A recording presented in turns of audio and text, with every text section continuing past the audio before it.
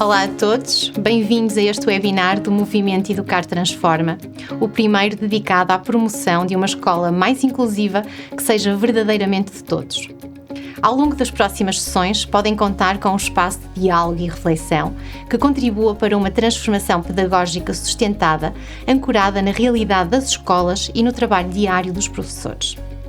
Neste ciclo falaremos dos desafios atuais da escola inclusiva e no webinar de hoje partimos do tema do Decreto-Lei 54 de 2018 à sala de aula para falarmos sobre o enquadramento legal da educação inclusiva em Portugal e a sua concretização nas escolas.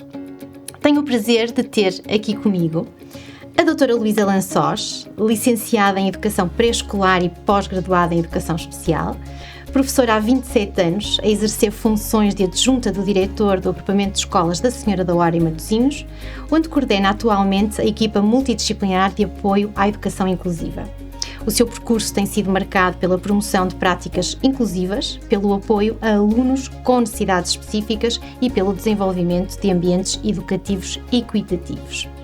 E, talvez, das maiores referências portuguesas relacionadas com a educação inclusiva, o professor Dr. David Rodrigues. É professor de Educação Especial, lecionou em várias universidades portuguesas e estrangeiras, cessando a sua carreira docente como professor catedrático em 2015, altura em que se tornou membro do Conselho Nacional de Educação. Trabalhou em vários projetos internacionais sobre as temáticas de direitos humanos e inclusão social e educativa, é diretor da revista Educação Inclusiva, foi fundador da ONG Pró-Inclusão e é certamente o maior influenciador do Decreto-Lei 54 de 2018, que estabelece o regime jurídico da educação inclusiva em Portugal. Antes de mais, muito obrigada a ambos por estarem aqui connosco e eu talvez começasse por aqui mesmo, pelo enquadramento legal da educação inclusiva e pelo professor David Rodrigues. O que é que este documento trouxe de novo? Ou seja, parece-lhe espelhar bem a sua concepção de educação inclusiva? Muito bem, olha, antes de mais queria cumprimentá-la, queria cumprimentar a Sandra, queria cumprimentar a Luísa e queria cumprimentar também a Porto Editora, que também eu acredito que a educação transforma e, portanto, acho que é uma boa iniciativa para nós conversarmos. Nós construímos a nossa identidade a conversarmos com os outros e a relacionar-nos uns com os outros. Isso é talvez a grande lição da inclusão. É que nós nos construímos juntamente com os outros. Quando me pergunta sobre o 54 continua a ser uma referência ao nível internacional, não só ao nível nacional, mas ao nível internacional. É um decreto-lei que, de certa maneira, e fazendo uma longa história curta, se podia sintetizar em 3 pontos. Em primeiro lugar, é um decreto-lei que começa a falar em educação inclusiva e não em educação especial. A perspectiva de nós termos 2 escolas e pensarmos numa escola, a partir daí numa escola que seja suficientemente dúctil, que seja suficientemente larga e flexível para dar as boas-vindas a todos os alunos. Isso é uma revolução enorme ao nível do que é a organização escolar em todo o mundo. Países que têm empreendido trabalho ao nível de educação inclusiva não têm conseguido ir tão longe.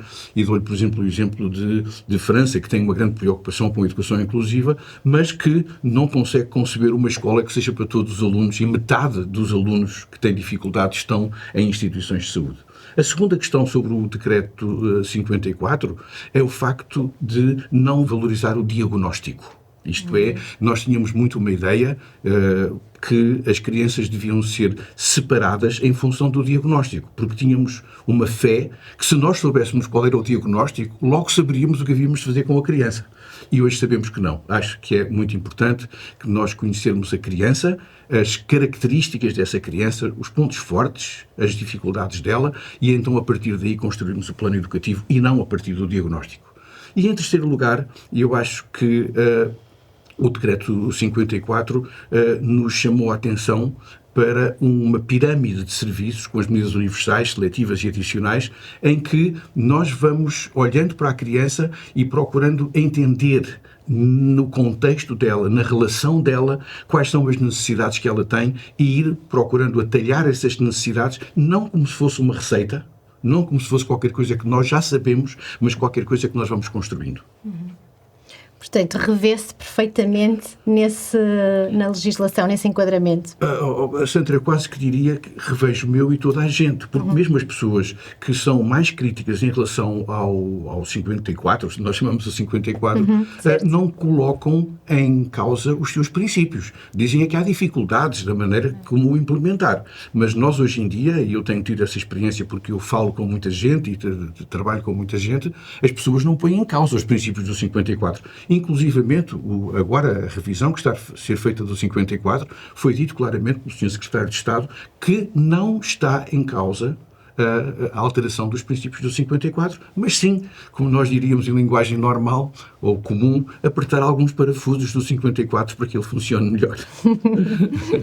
E a doutora Luísa, está de acordo com esta concepção? Ou seja, do ponto de vista da prática, muitos colegas com quem falamos referem as dificuldades em operacionalizar este decreto, ou seja, na sua perspectiva, no dia-a-dia, quais são as barreiras com que os professores se deparam? Olá, Sandra. Eu queria também agradecer à Porta Editora por esta iniciativa, por nos dar espaço e voz para falarmos sobre a educação inclusiva nas escolas, ouvir também quem está do lado de cá. É uma honra estar aqui ao lado do professor David Rodrigues. Acompanho a sua carreira desde sempre, o seu trabalho que tem feito em prol da educação inclusiva nas escolas. Pronto, realmente não podemos fugir às barreiras que existem nas escolas, elas existem. Aquilo, enquanto coordenadora de uma equipa multidisciplinar, aquilo que recebo dos professores, as maiores dificuldades prendem-se com as turmas numerosas, heterogéneas, com a dificuldade e a pressão que sentem relativamente aos currículos, às avaliações. Também não podemos deixar, as pessoas referem muito, por isso não quero deixar de falar, sem valorizar muito, mas também não posso deixar de falar às vezes dos recursos ou a falta deles. Certo. Mas eu penso que há aqui um grande caminho, um longo caminho a fazer dentro de sala de aula, dentro das escolas, para ultrapassar estas barreiras, todos juntos, não é? As direções das escolas, as equipas multidisciplinares, juntamente com os professores, temos aqui um caminho pela frente que estamos a fazer. Penso que as escolas estão a fazer este caminho. E como é que acha que essas barreiras podem ser ultrapassadas? Pela sua experiência, no dia-a-dia, o que tem feito, já o percurso que tem cumprido, como é que essas barreiras mais prementes, mais comuns, na sua perspectiva, como é que poderiam ser ultrapassadas? Vou dar o exemplo de algo que temos feito dentro do agrupamento de escolas da Sra. Dora, que é a nossa escola. Nós, todos os anos, no início do ano, antes das reuniões dos conselhos de turma, nós fazemos reuniões com todos os professores do agrupamento. Muitas vezes só conseguimos chegar mais aos diretores de turma, é um agrupamento bastante grande, com 2.300 alunos, em que tentamos explicar de que forma é que os professores devem esgotar as medidas universais, como é que o podem fazer dentro de sala de aula. Gostamos muito que os professores sintam que podem sempre contar com a equipa multidisciplinar, que nós não somos uma equipa burocrática de papéis, e sim uma equipa que tenta acompanhar e apoiar todos os docentes. Também no ano passado fizemos um levantamento das dificuldades, ir ao encontro, quais são as dificuldades que vocês realmente sentem dentro de sala de aula, onde é que nós, como e-mails, podemos ajudar. Foi feito aqui este levantamento, tentamos fazer uma formação específica para estas áreas. É um caminho que se faz todos os dias. Penso que também para ultrapassar as barreiras que os professores também devem tentar encontrar aqui uma solução. Os professores estão muito preocupados em encontrar uma solução para cada aluno. Penso que é isto. E se calhar temos que mudar este paradigma, ou seja, não vale a pena fazer 25 planos dentro da sala. Vale a pena termos uma aula que acolha a todos, que consiga chegar ao perfil de todos os alunos, para que cada um consiga chegar àquilo que é o conceito que se quer passar. Professor David Rodrigues, relativamente a estas barreiras e à forma de as ultrapassar, porque também tem muita experiência, eu sei que também já andou por muitas escolas e já viu muitas coisas. É verdade. Mas deixe-me dizer que eu acho que, talvez partindo de uma questão mais conceptual, antes de chegar à prática, é certo. Que nós estamos a implementar uma educação inclusiva numa escola que não foi criada para ser inclusiva.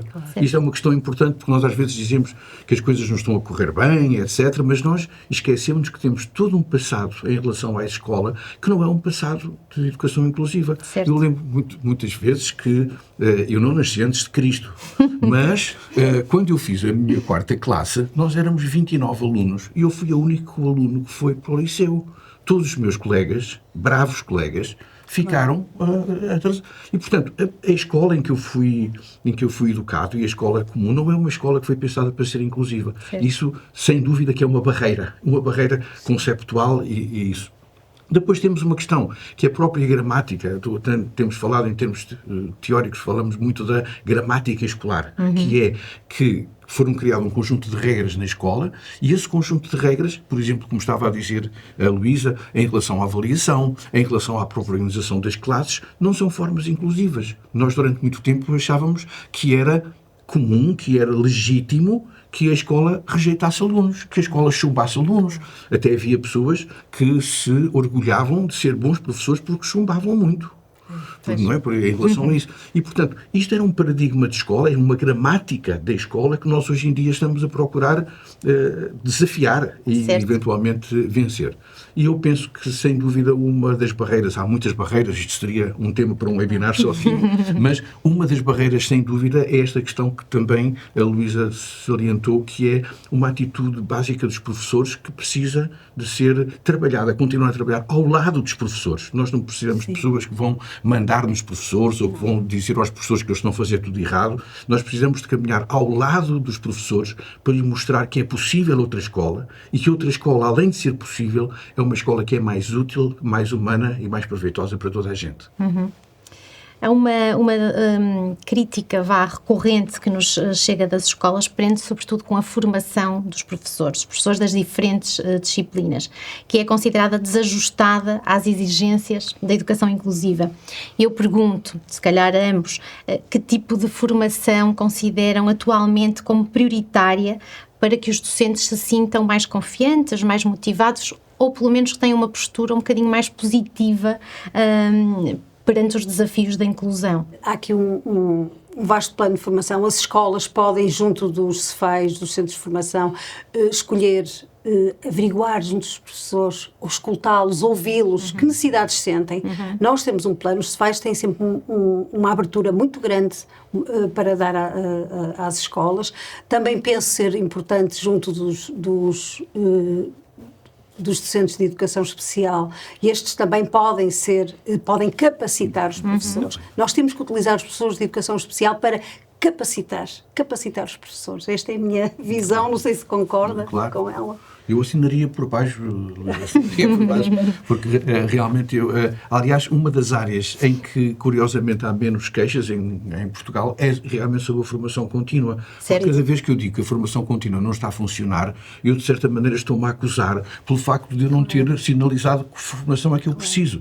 Nós temos um modelo em Portugal, outra vez, um modelo que é muito considerado em termos internacionais, que é nós temos uma formação que se chama bottom-up, uma formação que vem de baixo das escolas, e que informa quais são os centros de formação, os CEFAIs, sobre o que é que eu quero ter de formação. E os CEFAIs, obviamente, terão a obrigação de procurar as melhores formas de responder a isso. Claro que isso não resolve tudo, mas, sem dúvida, que, por vezes, há pessoas que dizem estão a ver, eu tenho alunos com autismo, ninguém me disse o que é o autismo, e eu pergunto, mas já manifestou que queria ter uma formação sobre autismo? Isso é uma questão muito importante, porque muitas vezes os CEFAIs, e a Luísa sabe disso com certeza, é que os CEFAIs por vezes oferecem cursos que não têm vagas sequer, não preenchem as vagas que oferecem, não é? Uma questão também muito importante que falou a Luísa é esta perspectiva da heteroformação, isto é, nós podemos conceber a escola, uma escola que só ensina é uma escola imperfeita, porque uma escola ensina e aprende. E, portanto, nós temos pessoas nas escolas, temos psicólogos nas escolas, temos professores de educação especial nas escolas, temos pessoas com imensa experiência que podem desenvolver ações de formação em relação aos colegas, em relação aos assistentes operacionais. Sim. Eu não percebo, por exemplo, porque é que há escolas que dizem os nossos assistentes operacionais nunca tiveram nenhuma formação sobre, e eu digo, mas vocês não têm ninguém? Dos 140, dos 180 professores do agrupamento, não há ninguém que consiga trabalhar 2 horas, 3 horas com assistentes operacionais, pelo menos para dar um pontapé de saída em relação a isso? E muitas vezes nós estamos à espera, sem dúvida, como dizia a fábula, que o Juno nos mande uma mensagem do céu. Estamos à espera disso. E realmente nós temos um conjunto de meios nas escolas que devem ser aproveitados, e temos também um modelo de formação contínua que longe de estar perfeito, não é perfeito, mas é, sem dúvida, um modelo que é muito mais próximo das escolas do que os modelos tradicionais, que eram os ministérios de educação que diziam eu sei o que tu precisas. Não. E aqui são as escolas que dizem eu sei o que preciso, e eu preciso disto. E, portanto, acho que Agora, é claro que há modelos de formação contínua que nós sabemos que funcionam melhor, modelos que são baseados em casos concretos, modelos que são centrados na realidade da escola, modelos que procuram rentabilizar soluções para casos específicos. Esses modelos normalmente funcionam melhor.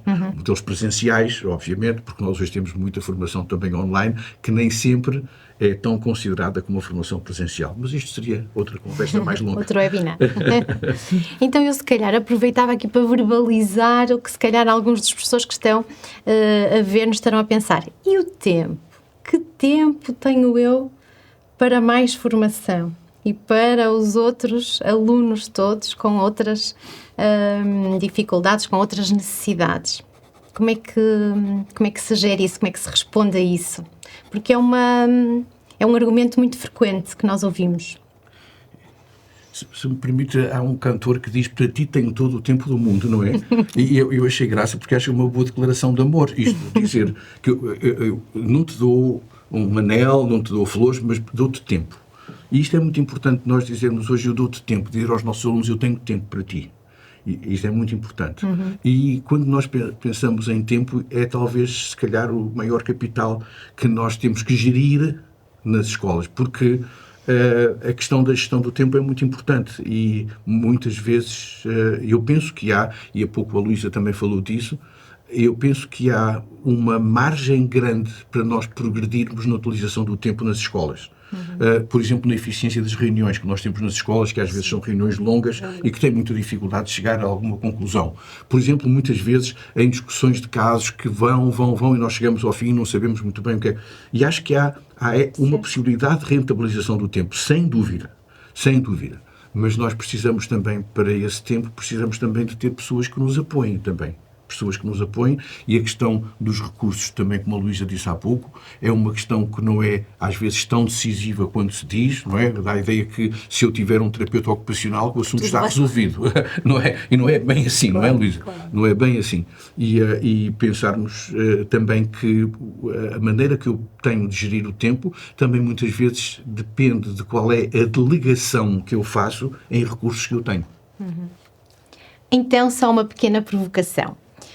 Com base no que foi recentemente publicado pela Direção-Geral de Estatísticas da Educação e da Ciência, que comentário podem fazer estes números? Falam de 98.200 alunos em medidas seletivas e ou adicionais para 7.997 professores com funções de apoio à aprendizagem e inclusão e 1.610 técnicos especializados. Muito bem. A primeira leitura que podemos fazer é que os professores estão atentos, identificam as necessidades dos alunos e estamos a implementar as medidas. Esta é a primeira.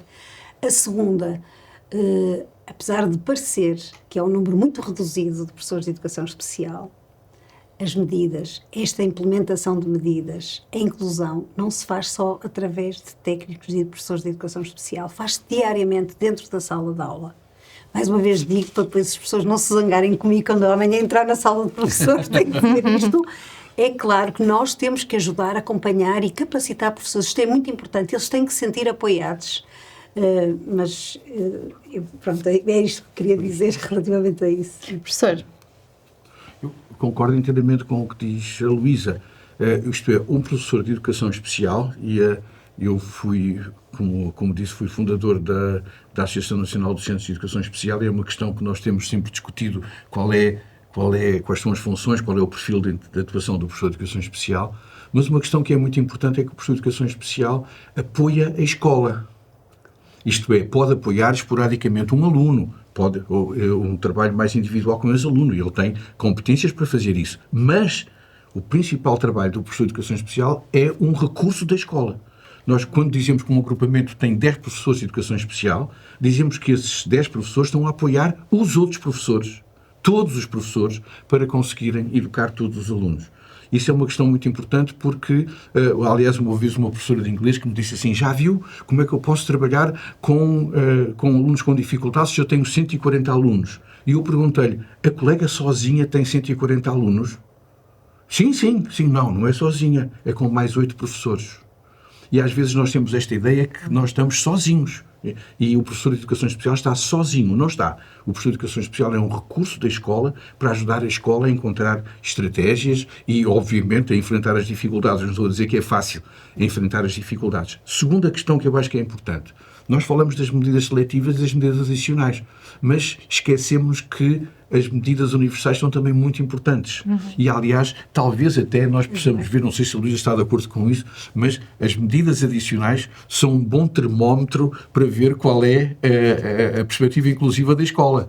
Quer dizer, como é que nós recrutamos as medidas universais. E aí, os professores de Educação Especial não têm formalmente uma intervenção, segundo a legislação, mas conheço muitas escolas que vão buscar os professores de Educação Especial também para ajudar isso. Portanto, só sublinhando isto, não podemos fazer um rácio de 100 mil alunos para 8 mil professores, temos que fazer um rácio de 100 mil alunos para todo o conjunto de professores que existem no agrupamento e no país. Carecia aqui de um contexto, não é? Esta estatística. Bom, falamos aqui na questão das necessidades de formação. Para além da formação, os professores referem muita falta, também já falamos aqui um bocadinho, dos recursos físicos e humanos, não é? Portanto, se calhar é a crítica mais comum, o que dificulta muito a desejada diferenciação pedagógica, sobretudo em turmas numerosas, em turmas heterogéneas, que são todas, não é? Por isso, Luísa, na prática, que estratégias realistas e eficazes, e pela experiência, pelo que tenha vivenciado, podem ser adotadas para que os docentes consigam efetivamente diferenciar e não diferenciam só para alunos com medidas seletivas, medidas adicionais e medidas universais, portanto diferenciam para todos, não é? Portanto, tudo isto sem comprometer a gestão da sala de aula, não é? Tendo em conta todos, e o currículo, não é? E o cumprimento do currículo, que também é a grande preocupação dos professores. Vamos diferenciar. Exatamente. Essa é a grande dificuldade, pensando todos os professores. Ou seja, como chegar a todos. Exatamente. E eu há bocado já referi isto. Ou seja, os professores estão sempre, porque eu faço várias fichas, eu faço vários, porque os alunos, os perfis são tão distintos uns dos outros, como é que eu chego a todos? Se calhar não é preciso realmente haver tanta especificação de materiais. Se calhar, ao preparar uma aula, um professor pode pensar de que forma é que eu chego a todos. Se eu utilizar várias estratégias visuais, auditivas, por escrito, o professor vai dar a oportunidade a que todos os alunos, não é, que cada um com o seu perfil consiga aceder àquilo que é o conteúdo que ele quer. Eu penso que passa por aí. Também acredito, e voltando à pergunta que fez há um bocado, que o desenho universal para a aprendizagem previsto no Decreto-Lei, eu acho que é fundamental trabalharmos mais nas escolas, capacitarmos mais os professores, para eles perceberem que realmente há outra forma de fazer as coisas, não é? Dentro da sala de aula. E o professor tem dicas para a diferenciação? A questão da diferenciação, acho que parte muito, outra vez, antes de chegarmos, parte muito da concepção que nós temos de currículo, não é? Nós, por vezes, temos uma concepção do currículo, eu costumo brincar, que é o 11º mandamento que Moisés trouxe do Monte Sinai, não é? Ele desceu do Monte Sinai com um 11º mandamento que se chamava "E cumprirás o currículo". E nós temos esta ideia que o currículo é absolutamente intocável e que ninguém, aquele currículo é sagrado, não é? E obviamente que esse currículo é um currículo que interessa ao desenvolvimento de uma escola inclusiva, como estava a dizer muito bem a Luísa, que é, nós precisamos de um currículo que venha também dos alunos, que isto é, que venha das necessidades dos alunos, das motivações dos alunos, das capacidades dos alunos. E se nós tivermos esta concepção de currículo, de certa maneira que é um currículo que vem em dois movimentos, porque nós também precisamos ter referenciais grandes em relação ao currículo, acredito nisso. Mas também precisamos de ter, sem dúvida, este currículo que vem outra vez de baixo para cima, das motivações dos alunos, dos trabalhos de projeto, do design thinking, de tantas ideias que nós temos, como é que os alunos podem ter uma voz ativa em relação ao currículo. Outra questão importante, e que está até no nosso Decreto-Lei 54, é a questão da concepção universal de aprendizagem. Eu não gosto de desenho, porque o desenho dá a ideia que a gente está a fazer um desenho. E o desenho é uma má tradução de design. Design é uma coisa e desenho é outra. Uma concepção universal do currículo. E isso é muito interessante para desenvolver como um projeto com os professores, para lhe dizer que há várias maneiras de motivar os alunos. Nós temos que pensar hoje que precisamos ter estratégias de motivação para os alunos. Há muitos alunos que não estão motivados para a escola como estavam antes. Segundo, precisamos dizer aos alunos que há várias formas de organizar o conhecimento. E precisamos dizer aos nossos alunos que eles podem também apresentar o que aprenderam de maneiras diferentes. Se nós tivermos esta perspectiva, digamos, tripartida desta concepção universal do currículo, certamente que nós podemos trabalhar melhor nas questões da diferenciação pedagógica. E quem nos ensina o que é a diferenciação pedagógica são os professores. São as pessoas que vão dizer, a partir destes princípios, olha, fizemos isto, fizemos aquilo, fizemos um projeto, fizemos uma semana fizemos um Erasmus com não sei quem, e a diferenciação pedagógica parte exatamente da concepção. Só uma última coisa. Certo. A última coisa que é muito importante, nós às vezes sofremos de um praticismo. Dizer, o que interessa é o que se passa na prática. O que se passa na prática é informado por valores que nós temos.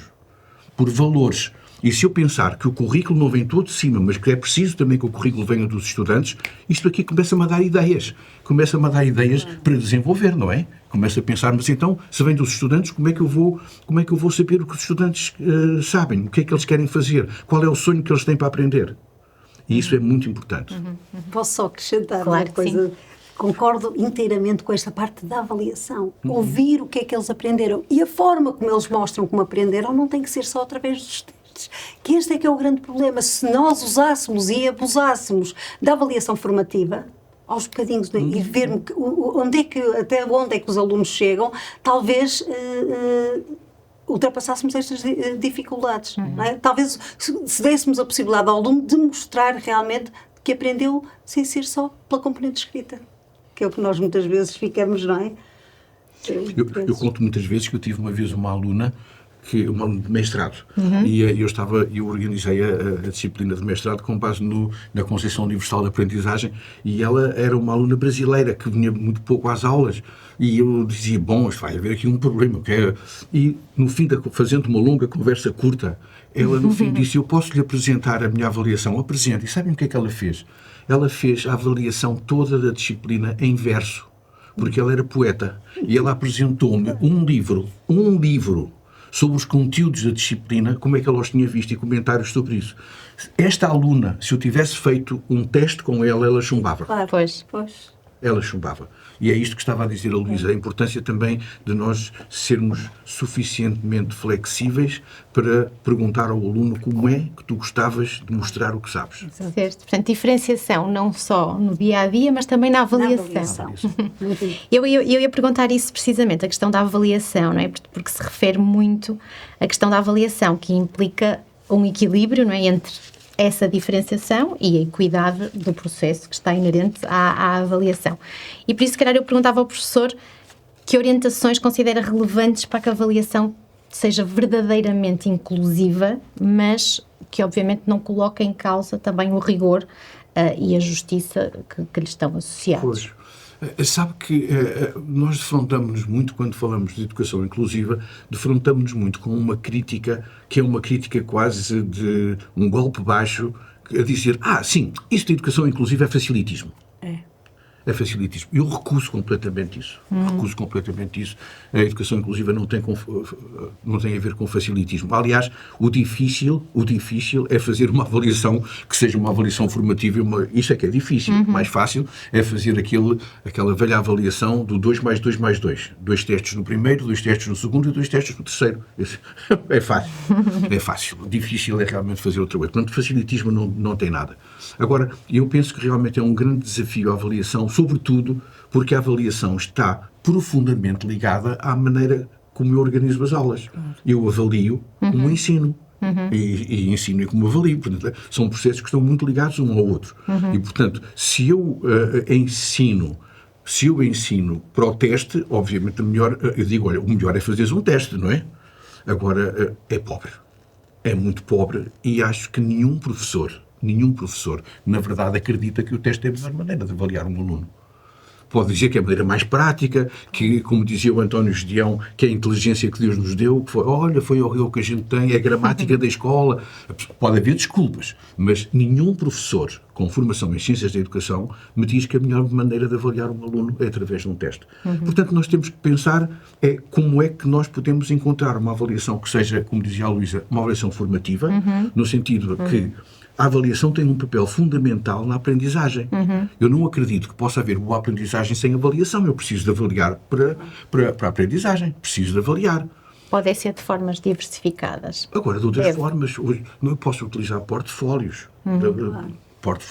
Eu posso fazer uma avaliação. Por exemplo, quantas vezes é que eu peço ao aluno para se autoavaliar a si próprio?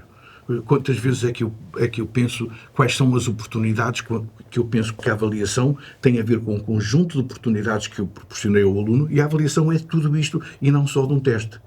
Portanto, nós precisamos, é um grande desafio, Agora, é certo que eu não posso só mexer na avaliação sem mexer também no ambiente da escola e no ambiente da sala de aula, porque senão eu posso dizer assim, olha, vocês façam o que quiserem, aqui é tudo muito criativo, mas a porta de saída é retangular. Quer dizer, a porta de saída é desta forma.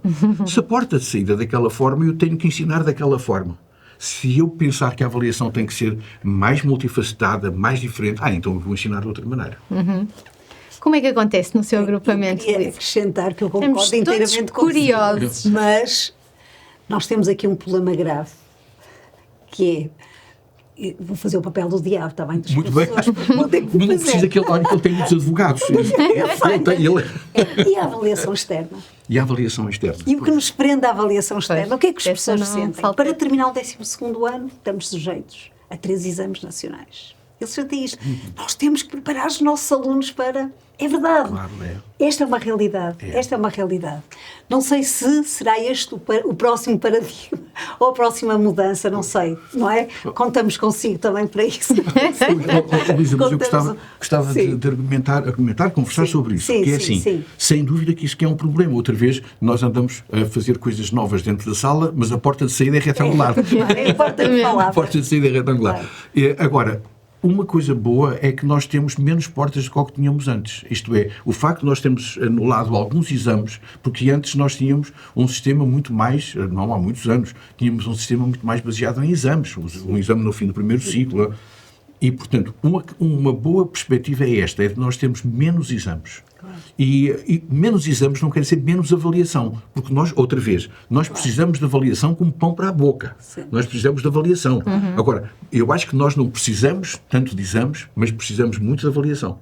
E às vezes, se calhar, até os exames são uma má maneira de avaliar. Bom, mas então, isso é uma questão. Uma segunda questão é que eu penso que nós em Portugal temos também algumas cicatrizes, digamos, em relação ao desenvolvimento do nosso sistema educativo que nos acabam por empurrar para os braços dos exames.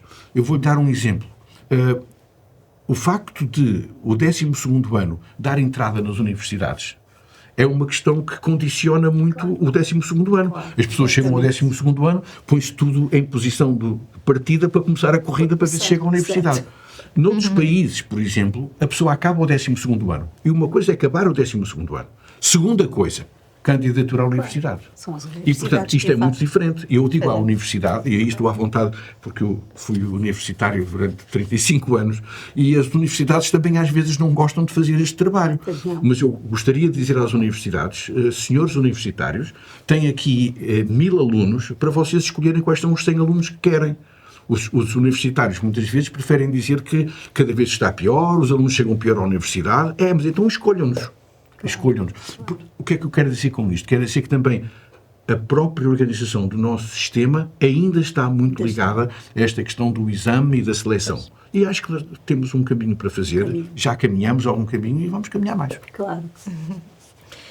Mudando aqui um bocadinho para os agrupamentos, ou seja, para o papel dos diretores, para as atuações das equipas multidisciplinares de apoio à educação inclusiva, que a Luísa é uma coordenadora, obviamente que a aplicação do decreto-lei depende muito destas entidades, não é? Pela experiência que a Luísa tem, de que forma é que essa equipa pode assumir um papel verdadeiramente mobilizador, portanto, no conjunto dos professores que diariamente vos procuram, e quais são as estratégias práticas do ponto de vista de liderança, não é? Por parte das direções, que são determinantes?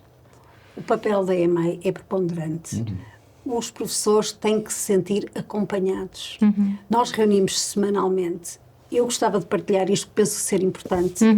Não há nenhuma identificação da necessidade de medidas que entre no nosso agrupamento e que eu não faça uma reunião com os pais e com todos os envolvidos, com todos os professores técnicos, quem lá quiser estar e que possa realmente contribuir para a melhoria de práticas.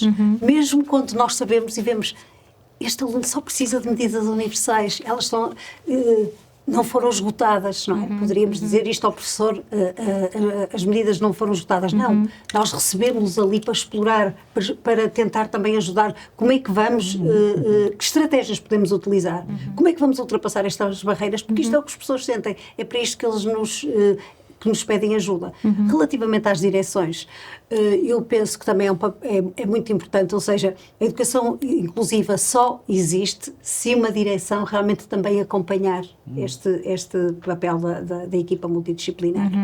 A distribuição de serviço é muito importante nestes casos, ou seja, tem que haver critérios específicos, critérios muito claros de com quem vão trabalhar estes professores, com quem vão trabalhar os professores de educação social ou os psicólogos, ou que caminho queremos definir, e eu penso que os professores da nossa escola sentem esse apoio incondicional, nós estamos sempre lá para...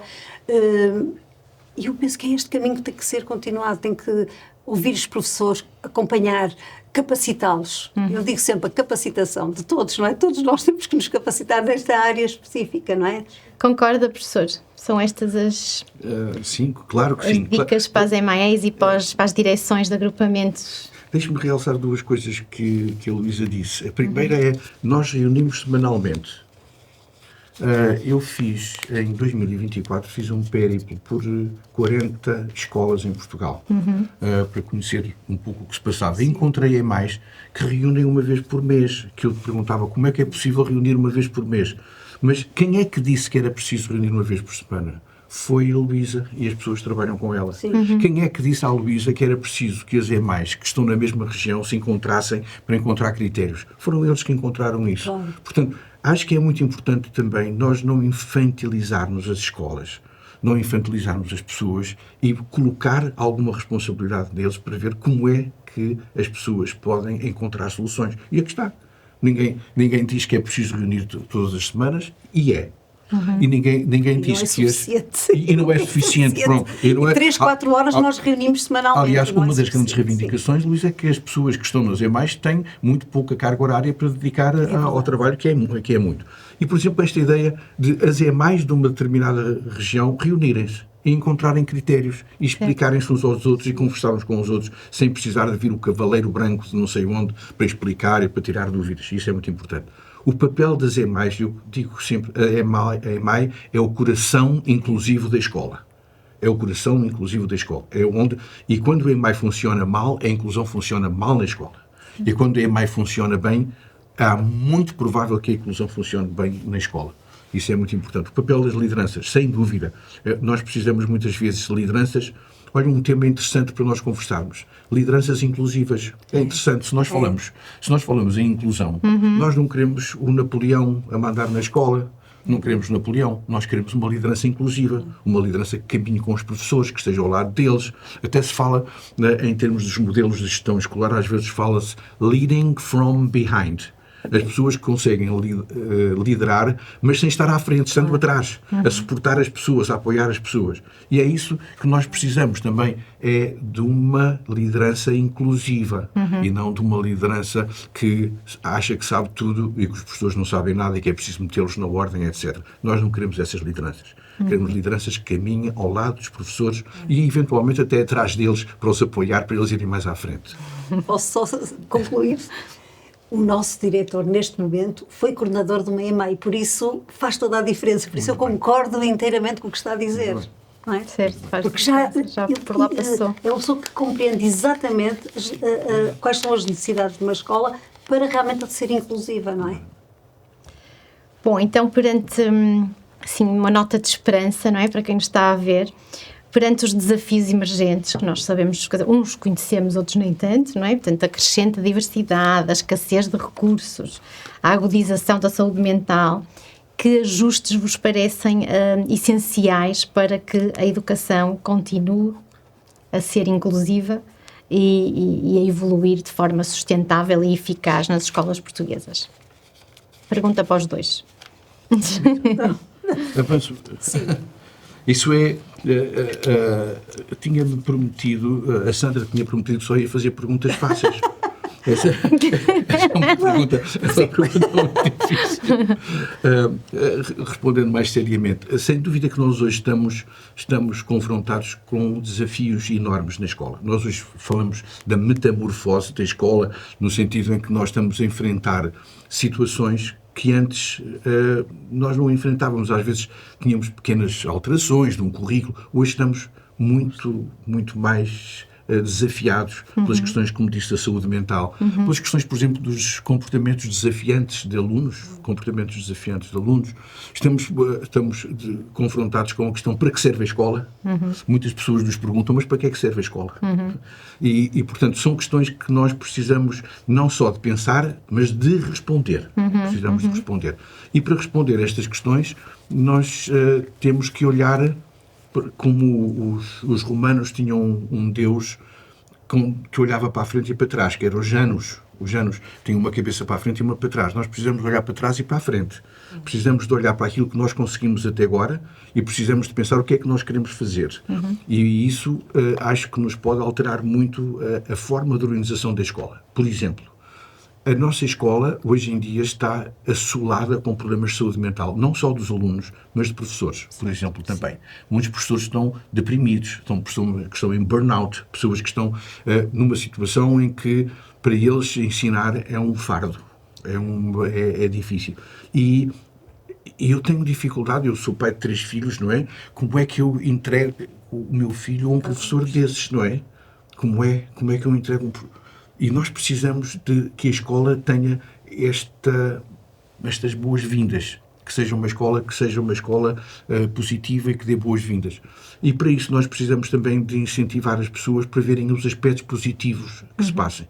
Não é aquela palermice de é tudo positivo, é tudo as florzinhas. Não, nós conhecemos os problemas. Aliás, é uma das grandes críticas que são feitas às pessoas que defendem a educação inclusiva, é que nós somos inconscientes. E eu queria dizer que é muito mais difícil ser positivo hoje do que ser negativo.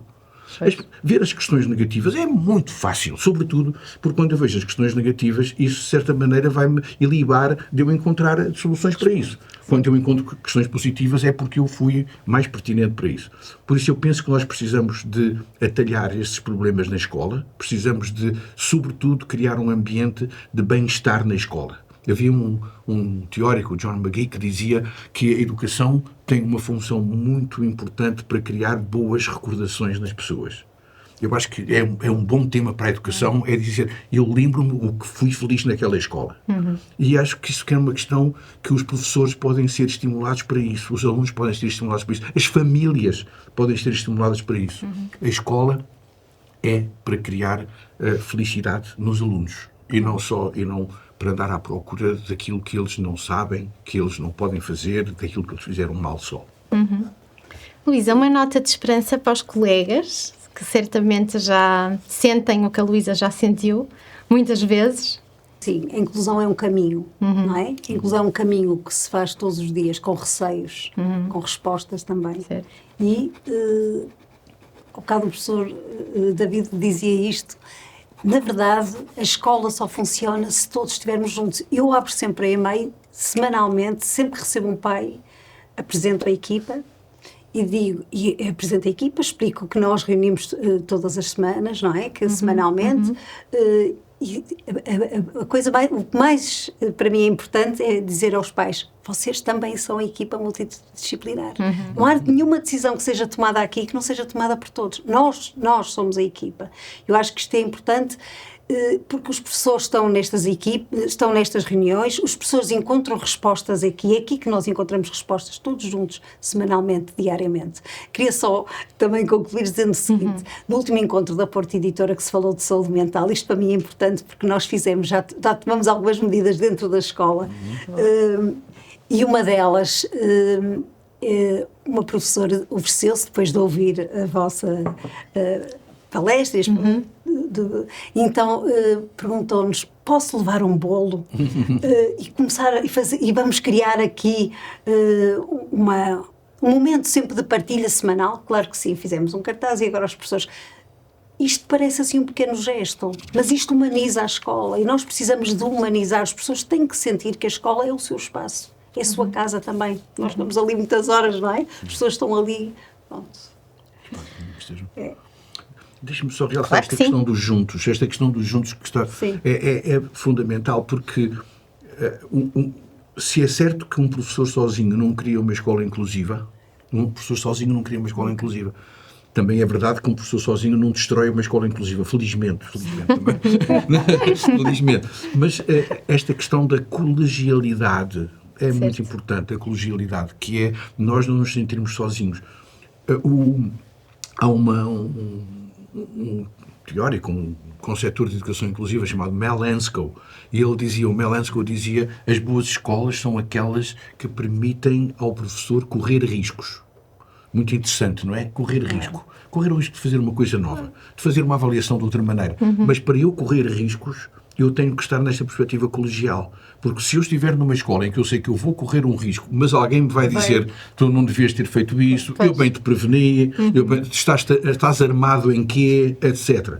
Se não houver esta colegialidade que me incentiva a ir para a frente, eu não consigo fazer isso. Portanto, eu acho que a colegialidade, a colaboração, a cooperação são fundamentais, não só para a educação inclusiva, mas para toda a educação. Toda a educação em geral beneficia com esta perspectiva de nós aprendermos uns com os outros. É a grande lição da inclusão.